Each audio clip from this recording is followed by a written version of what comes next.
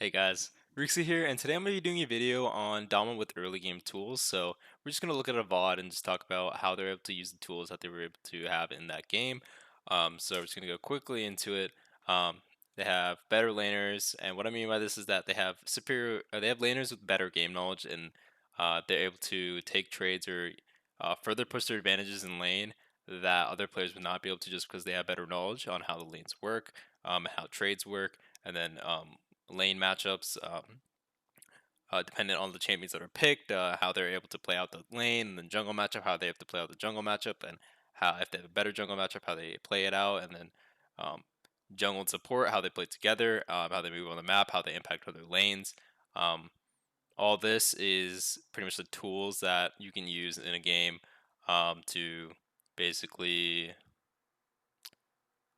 go forward, push your advantages, and have a good early game, right?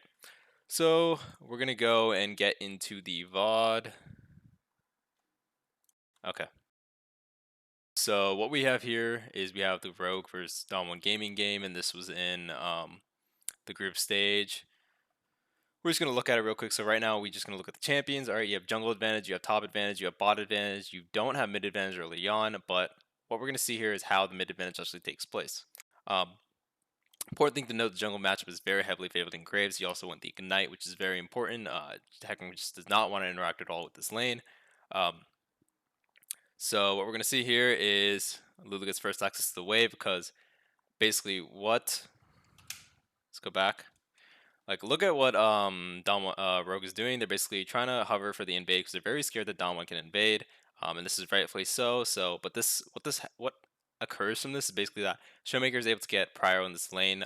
He should not be able to get waves 1 and 2 and get a crash off with a 2-wave crash, but he's actually is able to because um, Larson ended up just hovering the invade for a slightly longer period of time in case the invade happened. The comp from Rogue is pretty much revolves around the Hecarim, and so they're putting all the resources into protecting him. And I mean, I guess for their team, it's the right call. But yeah. So what we're gonna see is Graves move into red into the enemy blue to try to punch the Hecarim. Um, Now Inspired sees this, he's gonna back out. He's gonna just try to steal the wolf camp and then back out. But the important thing to notice is how the waves are going to play out, right? So the mid is going to go for a 2-wave crash. Top's going to go for a 2-wave crash. Now we can already see the corrupting potions burning very early on in the lane.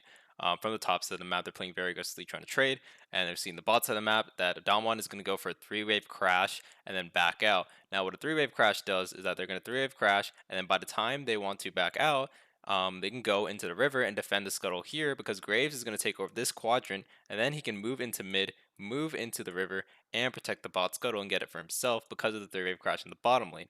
And his top lane is going to do 2-wave crash so that Graves can go for this invade and be fine. And because of Larson's situation that he had to hover here, he does not have Prio mid lane to come and protect the invade that's happening on the top side. So all this results in a free invade for the Graves on the top side of the map.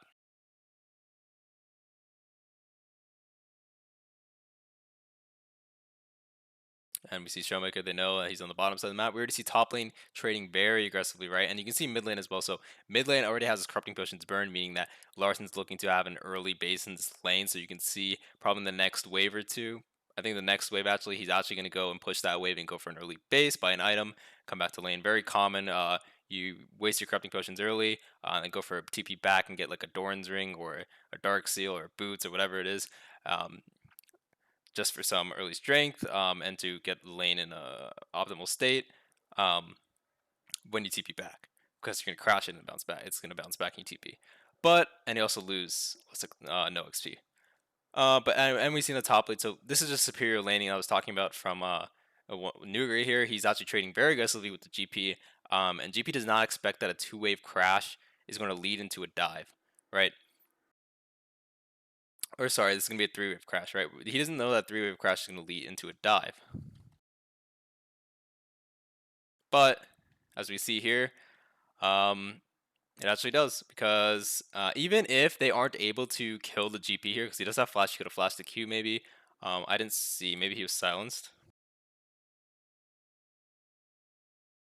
No, he wasn't.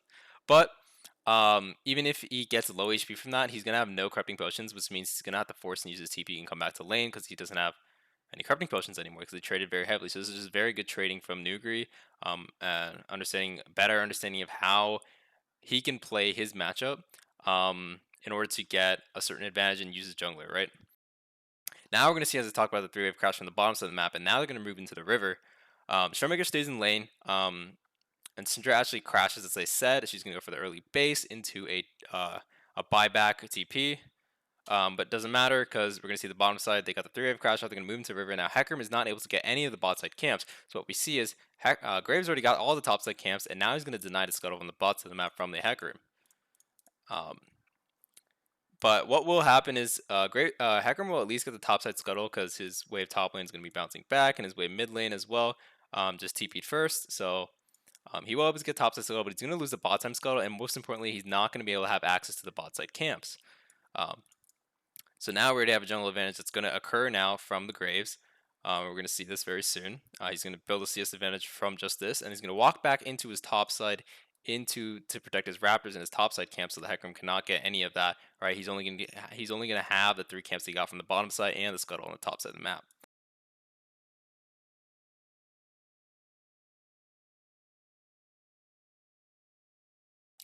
Now we see the top wave state. If you look at the top wave state, GP needs to get this wave in, because it's gonna hold. If he does not get the wave in, he already knows that it's gonna hold based on this minion wave. It's gonna come and crash here. It's gonna hold. So he needs Hecarim's help. Hecarim also has nothing to do after this camp, so he's probably just gonna come up. And Graves is gonna free farm on this. So this is just more tempo advantage for the Graves to keep farming, getting an advantage while Hecarim is basically doing nothing, right?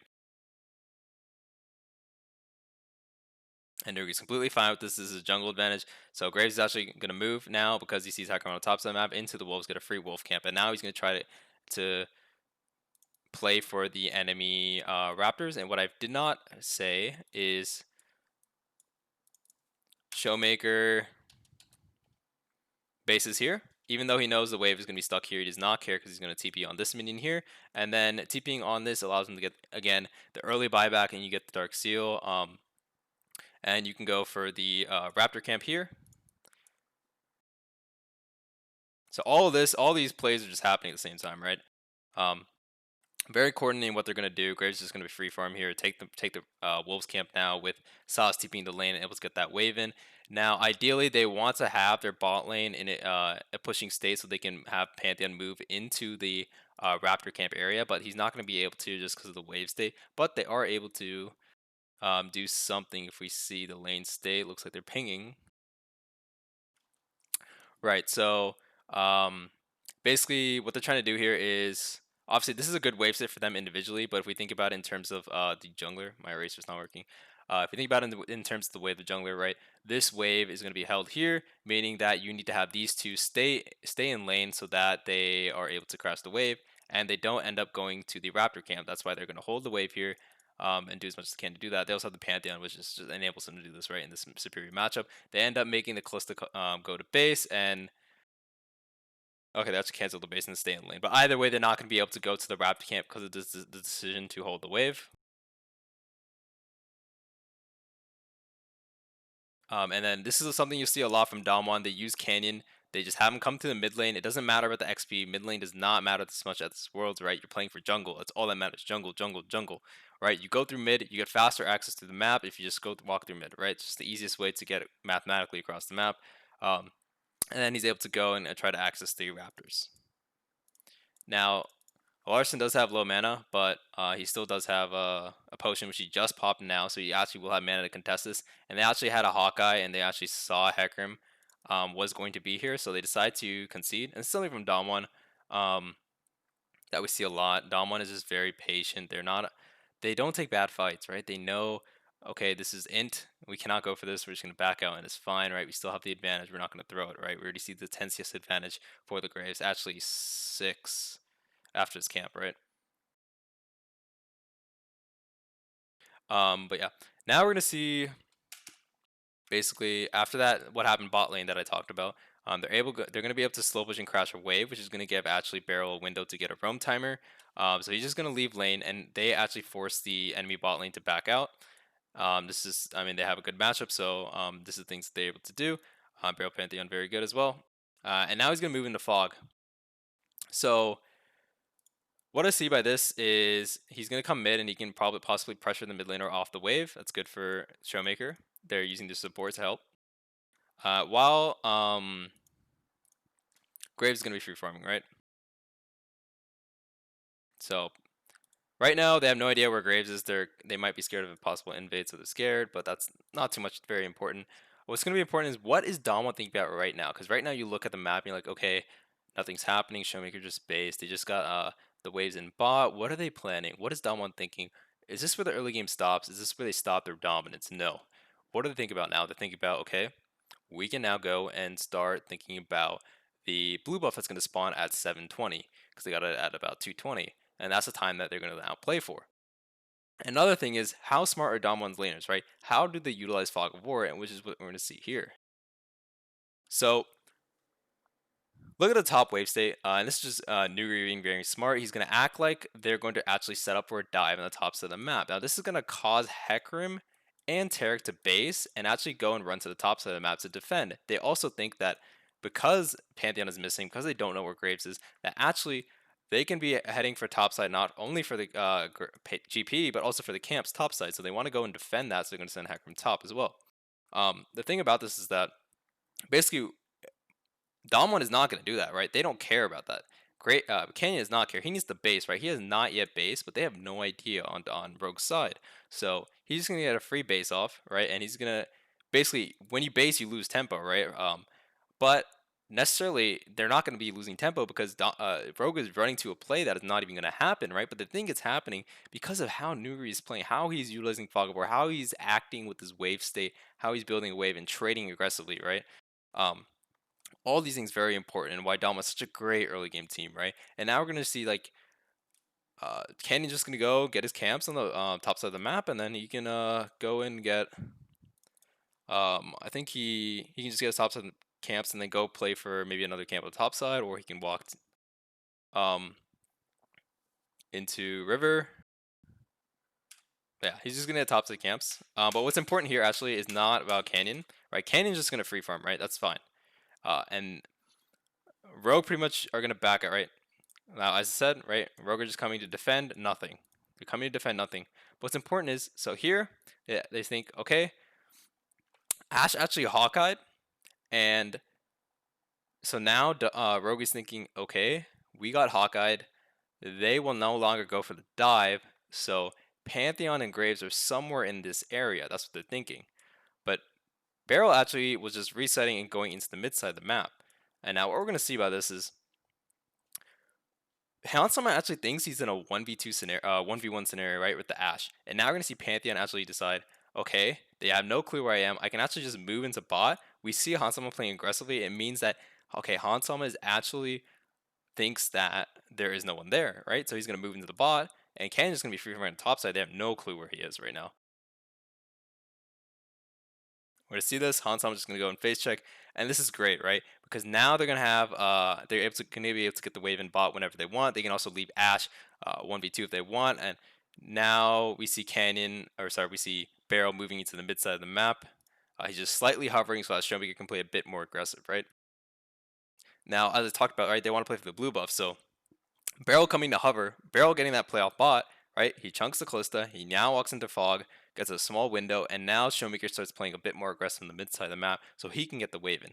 When Showmaker gets the wave in, Canyon is now enabled to go and get the blue side jungle, right? He's going to go and get the blue buff, and now we can see this start to affect the Syndra. The Syndra changes before Worlds. We saw she had a lot of mana issues.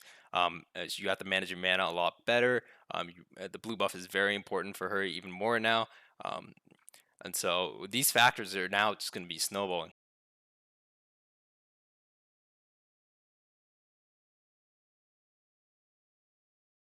So as you see, Shimmer gets the wave in, and he just has a slight hover into topside while Canyon goes for the camp.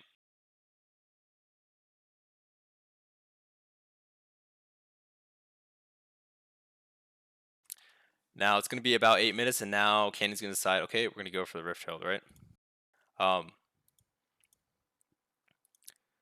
Basically what we see now here is, again, Barrel's going to go into the Fog of War. They have no idea where he is.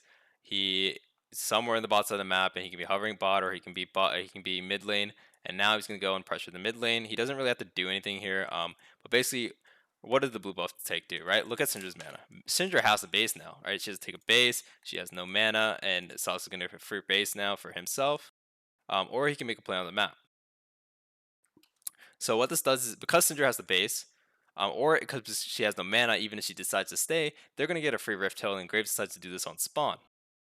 You can see all these factors that are contributing to somewhat of an objective, right? They always have an objective to play for, and they're utilizing Fog of War very well in order to get tempo leads for their jungler. Now, Graves is going to base here. He's just going to go for his bottom side of the camp, so then he can play for the Scuttle into the Drake.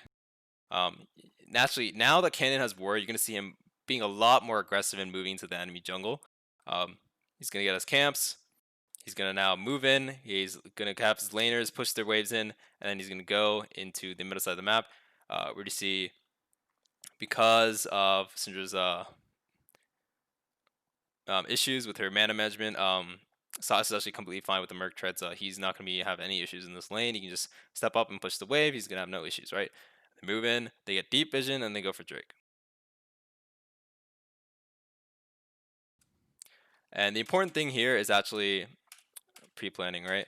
So here, Cannon also knows what time the Raptors are going to spawn. So this is why he wants his laners to be playing aggressive right now. He wants to have them go for the Raptor camp. So they're setting up vision already, deep vision.